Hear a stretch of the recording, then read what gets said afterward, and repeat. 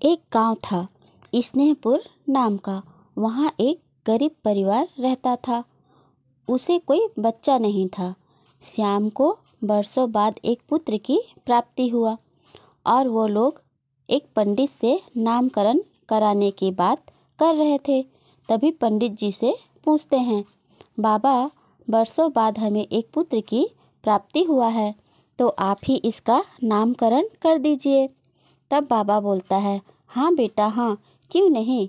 और बच्चे को साधु जैसे ही गोद में लेता है, वह देखता है कि बच्चे के दाहिने हाथ पर एक नीले रंग का निशान बना है और वह निशान राजयोग को दर्शाता है। तब साधु आश्चर्यचकित हो जाता है कि इस गरीब परिवार में ये कैसा बच्चा है जिसका तो राजयोग है। और साधु आश्चर्यचकित होकर सोचने लगता है। तभी श्याम पूछता है, क्या बात है बाबा जी, आप कुछ परेशान लगते हो।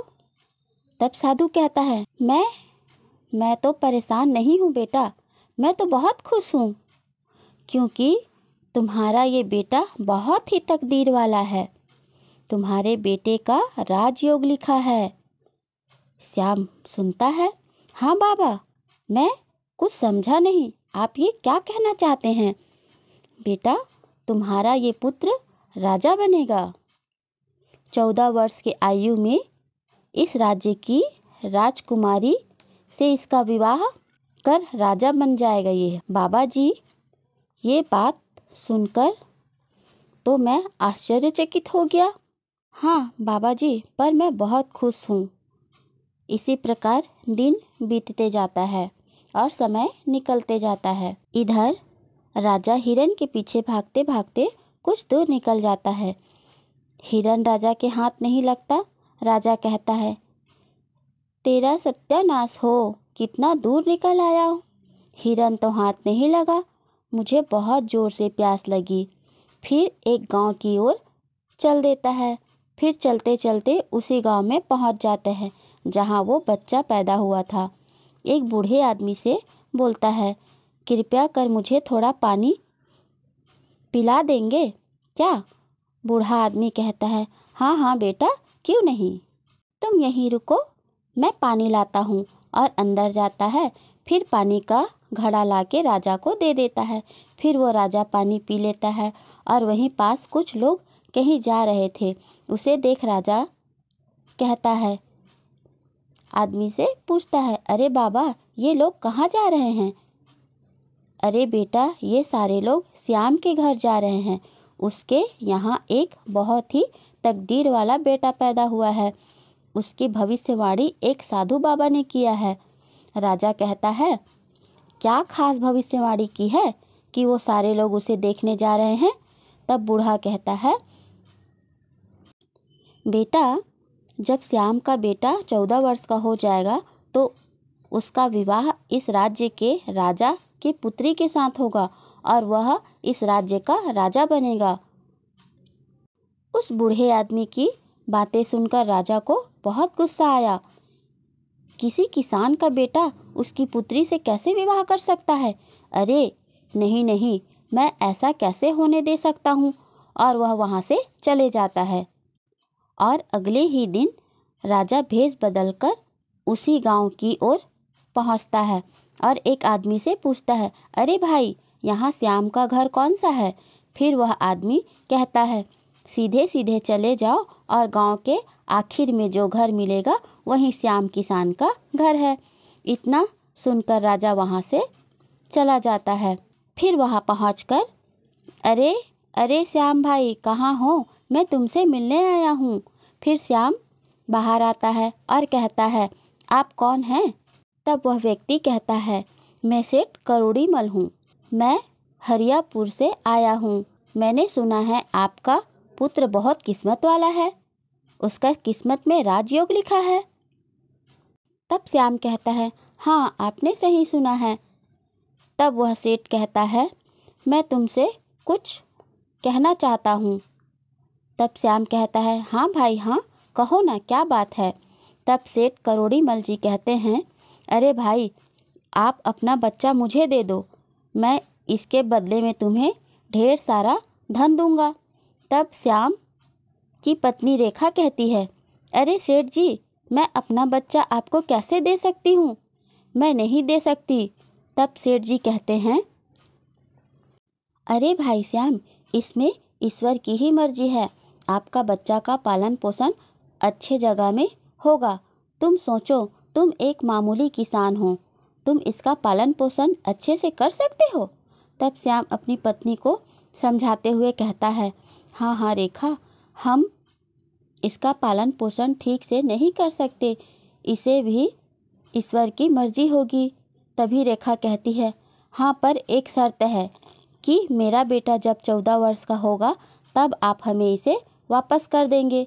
सेठ जी कहता है, हाँ हाँ, मैं 14 वर्ष के होते ही वापस कर दूंगा। और वह बच्चा को लेकर वहाँ से चले जाते हैं। फिर रास्ते में सोचता है, अरे इस मासूम बच्चे को मारने में मेरा हाथ कांप रहा है, मैं इसे मार नहीं सकता। हाँ, एक काम कर सकता हूँ, इसे एक लकड़ी के संदूक में बंद करके नदी में बहा देता हूँ। यह खुद ब खुद नदी में डूबकर मर जाएगा। और संदूक में बंद कर वह बहा देता है। फिर वह बहते चला जाता है। करोड़ीमल जी वहाँ से चले जाते हैं।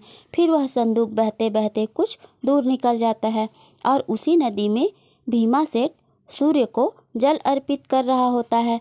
वह संदूक उसकी पैर से टकराता है। तब भीमा सेठ उसे खोलकर देखता है और वह बहुत ही खुश हो जाता है और भगवान को धन्यवाद करता है, क्योंकि भीमा सेठ का कोई पुत्र नहीं था। उसकी पत्नी भगवान से हर रोज़ दुआ करती थी कि उसे कोई पुत्र मिल जाए। तब भीमा सेठ उस बच्चे को घर लाता है और सारी बातें अपनी पत्नी को बतलाता है। फिर उसकी पत्नी भगवान को धन्यवाद करती है और बहुत ही खुश हो जाती है। इसी प्रकार समय बीतने लगता है। भीमा सेठ और उसकी पत्नी बड़े प्यार से उस बच्चे को पालने लगते हैं। धीरे धीरे समय बीतता है और 14 वर्ष हो जाते हैं। सेठ ने उस बच्चे का नाम प्रकाश रखा था। प्रकाश अब 14 वर्ष का हो चुका था। मास्टर जी प्रकाश की प्रशंसा करते हैं, वहाँ प्रकाश, तुम तो कितने बुद्धिमान हो।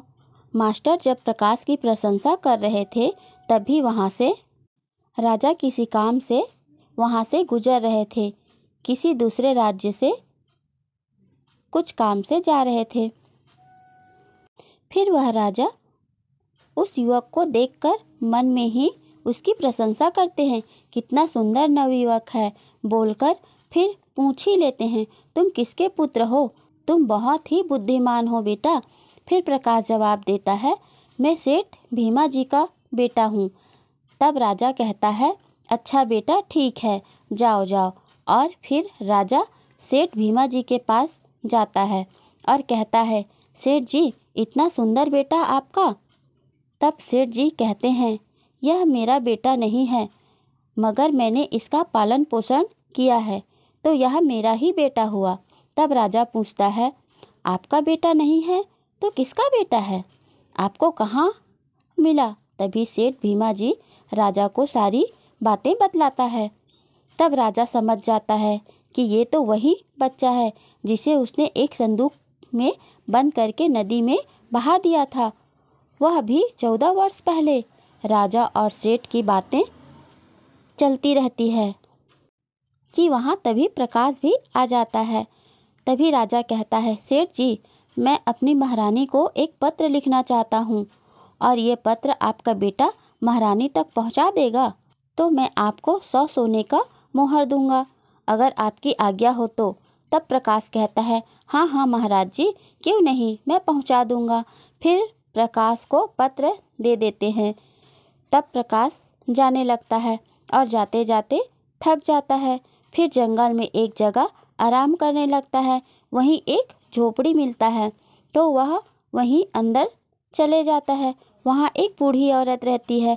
वह कहती है, कौन हो भाई, कौन हो, कैसे अंदर कहाँ घुसे आ रहे हो? फिर प्रकाश महिला से सारी बातें बतलाता है कि फिर उस बूढ़ी महिला को उस पर दया आ जाती है। लेकिन बेटा, तुम्हारा यहाँ रुकना ठीक नहीं होगा। तब प्रकाश कहता है, इतनी रात्रि में मैं कहाँ जाऊँगा माताजी, और जंगल में गया तो मुझे जंगली जानवर खा जाएंगे। इससे अच्छा है मैं एक कोने में सो जाता हूँ माताजी। इतना कहकर प्रकाश एक कोने में सो जाता है। कुछ देर बाद डाकू अपने घर आते हैं। वह डाकू का घर था। डाकू कहते हैं, यह कौन है जो इतने निडर होकर यहाँ सो रहा है। तब वह बूढ़ी महिला कहती है, सरदार, यह एक नेक बच्चा है। फिर सारी बातें वह महिला डाकू को बतलाती है। तब डाकू को राजा के हरकतों पर संदेह होता है। फिर डाकू वह पत्र लेकर पढ़ने लगता है। उसमें लिखा था कि यह युवक जो पत्र लाया है उसे वहीं कहीं मारकर दफना देना। यह कार्य मेरे आने से पहले हो जाना चाहिए, ऐसा लिखा था। तब डाकू कहते हैं, कैसा दुष्ट राजा है, जिसके हाथों संदेश भेज रहा है उसे ही मरवाने की बातें लिखा है। फिर वह सोचता है, मुझे ही कुछ करना होगा, और वह डाकू पत्र को बदल देता है। और सुबह होते ही वहाँ से उन लोग चले जाते हैं। फिर सुबह प्रकाश उठता है और माता जी, मुझे आसरा देने के लिए आपका बहुत बहुत धन्यवाद, ऐसा कहकर राजमहल की ओर निकल पड़ता है। फिर राजा के महल पर पहुंच जाता है और पत्र को महारानी को दे देता है। उसे महारानी पढ़ती है। उसमें लिखा रहता है, ये लड़का बहुत ही नेक दिल का है और बहुत ही बुद्धिमान है और बहुत ही समझदार। तो मैं चाहता हूँ कि इसका विवाह हमारे राजकुमारी से करा दिया जाए। यह विवाह मेरे वापस आने तक हो जाना चाहिए। तब महारानी सोचती है, कैसे राजा किसी से भी राजकुमारी का विवाह कराने को कह सकते हैं। फिर भी राजा का आज्ञा है और राजा का मुहर भी लगा है, तो महारानी राजकुमारी का विवाह करा देती है। फिर राजा वापस आता है तो महारानी पर गुस्सा होता है, ये क्या करा दिया तुमने, मैंने तो ऐसा नहीं कहा था, जो पत्र दिया था उसे लाओ। तब महारानी उस पत्र को लाती है तो देखता है कि वह तो उसने लिखा ही नहीं था। तब युवक को कहता है, तुमने छल करके शादी तो कर ली, पर मैं तुम्हें अपना दामाद नहीं मानता हूँ। तब प्रकाश कहता है, लेकिन महाराज, मैंने तो कोई छल नहीं किया। अरे मूर्ख, तूने मेरे साथ छल किया ही है, लेकिन मैं एक शर्त पर ही तुम्हें दामाद स्वीकार कर सकता हूँ। तब प्रकाश कहता है, बोलिए ये महाराज, शर्त आपका क्या है। अरे युवक, तुम मुझे शतान के 2 सोने का बाल ला के दो, मैं तुम्हें दामाद स्वीकार कर सकता हूँ। फिर प्रकाश कहता है, ठीक है महाराज, बोलकर वह घोड़े पर सवार होकर निकल पड़ता है और चलते चलते एक राज्य में पहुँच गया और वहीं सैनिकों से कहता है, भाई आज रात मैं यहाँ रुक सकता हूँ क्या, मैं एक परदेसी हूँ। फिर सैनिक उसे राजा के पास ले जाता है और वहाँ राजा से सारी बातें कहता है। तब राजा उसे पूछता है, तुम शैतान के बाल लेने तो निकल गया है, क्या तुम जानते हो शैतान कहाँ रहता है। तो प्रकाश कहता है, हाँ मैं जानता हूँ।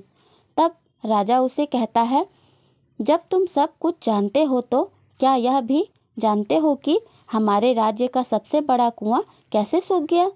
तब उसे, जबकि उस कुएं में मीठा पानी आता था। तब प्रकाश कहता है, हाँ महाराज, मैं यह भी जानता हूँ कि आपका मीठे पानी का कुआं कैसे सूख गया, तो बतलाओ क्यों सूख गया। तब प्रकाश कहता है, महाराज, लेकिन मैं इसका जवाब वापस आते ही आपको दूंगा। और वह रात गुजारकर सुबह वहाँ से चल पड़ता है और चलते चलते वह एक बड़ी नदी के पास पहुँचता है। तो कहता है, मैं इस नदी के उस पार कैसे जाऊंगा। फिर वहाँ एक नाविक नाव लेकर आ रहा होता है। फिर प्रकाश उसे कहता है, नाव वाले भैया, क्या आप मुझे नदी पार करा सकते हैं। तो नाव वाला कहता है, हाँ भाई, लेकिन उससे पहले तुम्हें मेरे एक सवाल का जवाब देना होगा। प्रकाश कहता है, हाँ भाई हाँ, पूछो, क्या सवाल है आपका। तब नाविक बोलता है कि मुझे इस कार्य से मुक्ति कब मिलेगा। तब प्रकाश कहता है कि अरे भाई, मैं वापस आते ही तुम्हारे सवाल का जवाब ज़रूर दूंगा, मेरे आने का इंतज़ार करना होगा। फिर नाविक उसे नदी पार करा देता है और प्रकाश वहाँ से चलते चलते एक गुफा के पास पहुँच जाता है। ये वही गुफा है जहाँ एक राक्षस रहता है। इतना कहकर वह गुफा के अंदर पहुँच जाता है। फिर वहाँ एक बूढ़ी औरत मिलती है जो उसे पूछती है, अरे तुम कौन हो, तुम क्या लेने आए हो इस गुफा में। तब प्रकाश उसे सारी बातें बतलाता है और कहता है, मैं बहुत परेशान हूँ, कहता है। तब वो राक्षस कहती है, ठीक है बेटा, तुम्हें मैं उसके बाल दे दूँगी। और प्रकाश कहता है, माताजी, मैं आपसे कुछ पूछना चाहता हूँ। फिर वही दोनों सवाल उसे पूछता है। तब वह कहती है, इस सवाल का जवाब तो मैं भी नहीं जानती हूँ, हाँ मगर मेरा बेटा जानता है, उसे कहकर मैं पूछती हूँ तुम्हें मैं। वह बूढ़ी औरत प्रकाश से कहती है, तुम्हें मैं जादू से चूहा बना देती हूँ, तुम कहीं छुप जाओ, मेरा बेटा आता ही होगा। ऐसा बोलकर उसे चूहा बना देती है और उसके बाद उसका बेटा आ जाता है और वह सूंघता है, अरे वाह, इंसानी खुशबू, कहाँ है इंसान। तब बूढ़ी माँ कहती है, कहाँ का इंसान बेटा, यहाँ तो कोई नहीं है मेरे अलावा। तब वह कहता है, ठीक है माँ, मैं आज थक गया हूँ। और फिर वह दोनों सोने चले जाते हैं। कुछ ही देर में राक्षस गहरी नींद में सो जाता है। फिर उसकी माँ बोलती है, मुझे लगता है अब ये सो गया है, अभी अच्छा मौका है, कहकर जल्दी से उसके एक बाल को उखाड़ लेती है। तब राक्षस कहता है, अरे माँ, ये क्या कर रही हो, मेरे बाल क्यों उखाड़ रही हो। तब उसकी माँ कहती है, अरे बेटा, मैं डर गई थी, मैंने बड़ा ही बुरा सपना देखा था। ओहो माँ, तूने ऐसा क्या सपना देख लिया कि तू डर गई। तब माँ कहती है, अरे बेटा, चंबलपुर का एक कुआं है जो बहुत मीठा पानी देता था, वह सूख गया।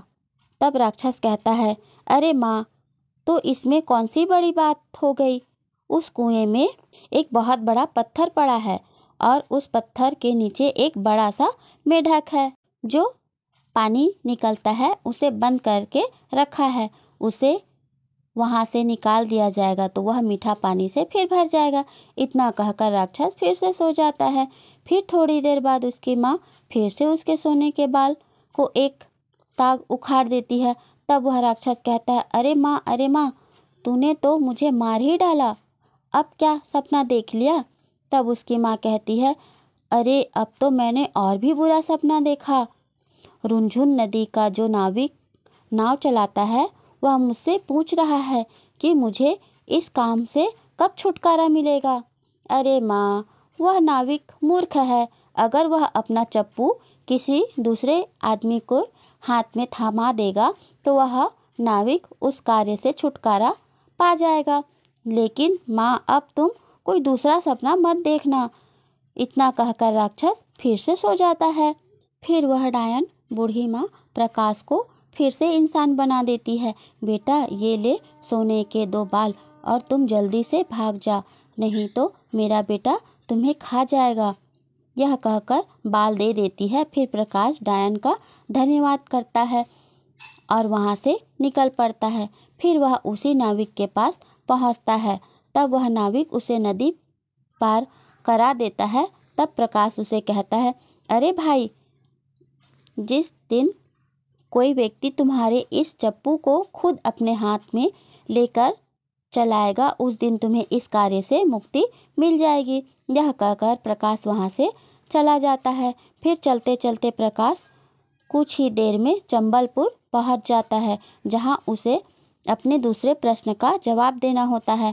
महाराज, आपका कुआं फिर से मीठे पानी से भर सकता है, तो फिर जल्दी बताओ युवक, हम अपने कुएं को कैसे ठीक कर सकते हैं। तब प्रकाश कहता है, महाराज, आपके कुएं में एक बड़ा सा पत्थर है और उस पत्थर के नीचे एक बड़ा सा मेढक है, उसे बाहर निकाल दीजिए, कुएं में फिर से मीठा पानी आ जाएगा। तब राजा ने वही किया, उस पत्थर और उस मेढक को कुएं से बाहर निकलवा दिया। फिर कुआं मीठे पानी से भर गया। तब राजा ने प्रकाश को कहा, तुम बहुत ही बुद्धिमान हो, मैं तुमसे प्रसन्न हूँ, कहकर प्रकाश को 1 क्विंटल सोने का उपहार दे दिया। फिर प्रकाश उस सोने को अपने घोड़े पे लादा और वहाँ से महाराज के महल की ओर निकल पड़ा। राजमहल पहुँच गया। तब उस राजा को कहता है, ए लीजिए राजा, मैं आपके लिए राक्षस के सोने के बाल ले आया। तब राजा कहता है, वह तो ठीक है, पर तुम इस दोनों थैले में क्या लाए हो? तब प्रकाश कहता है, महाराज, इसके अंदर सोना है। और प्रकाश दोनों थैले को महाराज के सामने खोल देता है। तब राजा सोना देखकर हैरान हो जाता है और प्रकाश से पूछता है, इतना सारा सोना तुम्हें कहाँ से मिला? तब प्रकाश कहता है, महाराज, मुझे यह सोना रुंझुन नदी के पार पहाड़ में मिला। वहाँ बहुत सोना है, मगर मैं जितना ला सकता था उतना ही लाया। वह बहुत सोना है। तब महाराज के मन में लालच जाग गया और बोलता है, मैं भी वहाँ से सोना ला सकता हूँ? तब प्रकाश ने कहा, हाँ हाँ, ला सकते हैं, मगर वहाँ जो नदी है वहाँ एक नाविक मिलेगा। उसका नाव आपको खुद चलाना पड़ेगा, उसका चप्पू लेकर। फिर उस नदी को पार करना। पहाड़ पर जाओगे तो आपको सोना मिल जाएगा।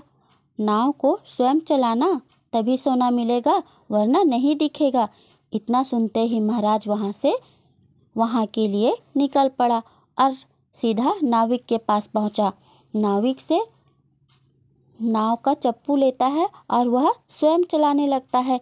तभी नाविक गायब हो जाता है और राजा नाविक बनकर रह जाता है। इधर प्रकाश राजपाट संभालता है। तब गांव वाले बातें करते हैं, जो राजा बना है वह 14 वर्ष बाद आया है। और वह श्याम को बताते हैं, वह तुम्हारा ही बेटा है। और जिस सेठ ने उसे पाला था वह भी बतलाता है कि यह मुझे नदी में संदूक में मिला था। फिर श्याम मिलने जाता है। फिर उसे पता चलता है कि उसके सगे माँ बाप तो ये हैं। फिर वह खुशी खुशी राजपाट चलाता है। यही कहते हैं, जो भाग्य में लिखा है वो होकर ही रहता है। इसी प्रकार की रोचक मज़ेदार कहानियों के लिए आप हमारे चैनल को सब्सक्राइब, लाइक और शेयर ज़रूर करें। और हाँ, बेल आइकन दबाना ना भूलें। धन्यवाद।